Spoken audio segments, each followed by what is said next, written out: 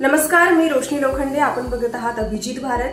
केंद्र सरकारने पोलीस दलातील अपवादात्मक सेवेसाठी प्रजासत्ताक दिनानिमित्त राष्ट्रपती पोलीस पदक प्राप्त करणाऱ्यांची घोषणा केली आहे. नागपूरचे पोलीस आयुक्त डॉक्टर रवींद्र कुमार सिंगल यांचाही पुरस्कार विजेत्यांमध्ये समावेश आहे. त्यामुळे 26 जानेवारी रोजी रवींद्र सिंगल यांना राष्ट्रपती पोलीस पदकाने गौरविण्यात येणार असून नागपूरकरांसाठी ही अभिमानाची बाब ठरणार आहे. नवी दिल्ली येथे प्रजासत्ताक दिनी एका भव्य समारंभाचे आयोजन केले जाईल, ज्यामध्ये त्यांच्या क्षेत्रात असामान्य समर्पण दाखविणाऱ्या व्यक्तींचा गौरव करण्यात येईल.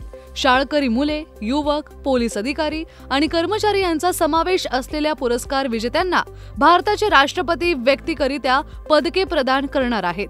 यावर्षी महाराष्ट्रातील अनेक पोलीस अधिकाऱ्यांना त्यांच्या उत्कृष्ट सेवेबद्दल सन्मानित करण्यात येणार असून त्यात डॉक्टर सिंगल यांचा समावेश आहे. महाराष्ट्र कॅडरचे IPS डॉक्टर रवींद्र कुमार सिंगल हे नागपूरचे पोलीस आयुक्त आहेत.